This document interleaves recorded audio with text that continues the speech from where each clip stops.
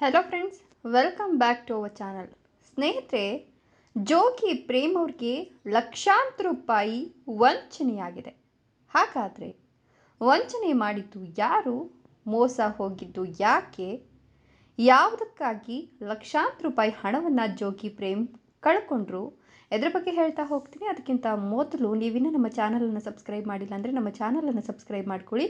ಹಾಗೆ ಪಕ್ಕದಲ್ಲಿ ಬರ್ತಕ್ಕಂಥ ಬೆಲ್ ಐಕಾನ್ ಮೇಲೆ ಮರಿದೇ ಕ್ಲಿಕ್ ಮಾಡ್ಕೊಳ್ಳಿ. ಹೌದು, ಆನ್ಲೈನ್ ಸ್ಕ್ಯಾಮ್ಗಳು ಹೆಚ್ಚಾಗ್ತಿರ್ತಕ್ಕಂಥ ಈ ಒಂದು ಟೈಮ್ನಲ್ಲಿ ಇದೀಗ ಸಾಮಾನ್ಯ ಜನರ ಜೊತೆಗೆ ಸೆಲೆಬ್ರಿಟಿಗಳು ಕೂಡ ಇಂತಹ ಸ್ಕ್ಯಾಮ್ಗಳಿಂದ ಲಕ್ಷ ಹಣವನ್ನು ಕಳೆದುಕೊಂಡಿದ್ದು, ಇದೀಗ ನಿರ್ದೇಶಕ ಪ್ರೇಮ್ ಅವರು ಕೂಡ ಇಂಥದ್ದೇ ವಂಚನೆಗೆ ಬಲಿಯಾಗಿದ್ದಾರೆ. ನಿರ್ದೇಶಕ ಜೋಗಿ ಪ್ರೇಮ್ ಎಮ್ಮೆ ತೆಗೆದುಕೊಳ್ಳೋದಕ್ಕೆ ಅಂತ ಬರೋಬ್ಬರಿ 4.5 ಲಕ್ಷ ರೂಪಾಯಿಯನ್ನು ಆನ್ಲೈನ್ನಲ್ಲಿ ಕಳೆದುಕೊಂಡಿದ್ದಾರಂತೆ.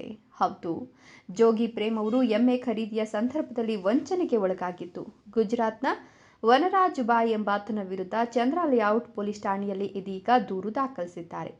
ಪ್ರೇಮ್ ಅವರು ಹೈನುಗಾರಿಕೆ ಉದ್ದೇಶಕ್ಕಾಗಿ 2 ಎಮ್ಮೆಗಳನ್ನು ಖರೀದಿಸಲು ಮುಂದಾಗಿದ್ದು, ಇದಕ್ಕಾಗಿಯೇ ವನರಾಜ್ ಬಾಯ್ ಎಂಬಾತನಿಗೆ 4.5 ಲಕ್ಷ ರೂಪಾಯಿಗಳನ್ನು ಆನ್ಲೈನ್ ಮೂಲಕ ಹಂತವಾಗಿ ಪ್ರೇಮ್ ಅವರು ಕೊಟ್ಟಿದ್ದಾರೆ.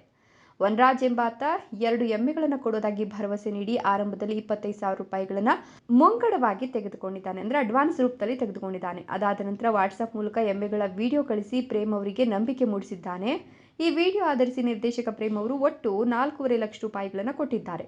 ಇನ್ನು 1 ವಾರದೊಳಗೆ ಎಮ್ಮೆಗಳನ್ನು ತಲುಪಿಸುವ ಭರವಸೆ ನೀಡಿದ್ದ ವನರಾಜ್ ಎಮ್ಮೆಗಳನ್ನು ಕೊಡದೆ ಹಣವನ್ನು ವಾಪಸ್ ಕೊಡದೆ ಎಸ್ಕೇಪ್ ಆಗಿದ್ದಾನೆ. ಸೊ ವನರಾಜ್ ಬಾಯ್ ನೀಡಿದ ವಿಳಾಸವನ್ನು ಪರಿಶೀಲಿಸಲು ಪ್ರೇಮ್ ಅವರು ತಂಡವನ್ನು ಕಳಿಸಿದಾಗ ಆ ವಿಳಾಸ ತಪ್ಪು ಅಂತ ಗೊತ್ತಾಗಿದೆ. ಬಳಿಕ ವನರಾಜ್ ತನ್ನ ಮೊಬೈಲನ್ನು ಸ್ವಿಚ್ ಆಫ್ ಮಾಡಿಕೊಂಡಿದ್ದಾನೆ. ಈ ಬಗ್ಗೆ ಇದೀಗ ಪ್ರೇಮ್ ಅವರ ಮ್ಯಾನೇಜರ್ ದಶವರ ಚಂದ್ರು ಅನ್ನೋರು ಚಂದ್ರ ಲೇಔಟ್ ಪೊಲೀಸ್ ಠಾಣೆಯಲ್ಲಿ ಕೇಸನ್ನು ದಾಖಲಿಸಿದ್ದಾರೆ.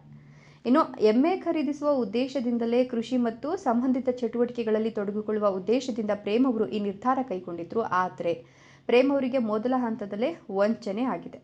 ಇದರ ಬಗ್ಗೆ ನಿಮ್ಮ ಅನಿಸಿಕೆ ಅಭಿಪ್ರಾಯಗಳನ್ನು ಕಮೆಂಟ್ ಮಾಡಿ. ವಿಡಿಯೋ ಇಷ್ಟ ಲೈಕ್ ಕೊಟ್ಟು ಶೇರ್ ಮಾಡಿ. ತಪ್ಪದೆ ನಮ್ಮ ಚಾನಲನ್ನು ಸಬ್ಸ್ಕ್ರೈಬ್ ಮಾಡ್ಕೊಳ್ಳಿ. Thank you.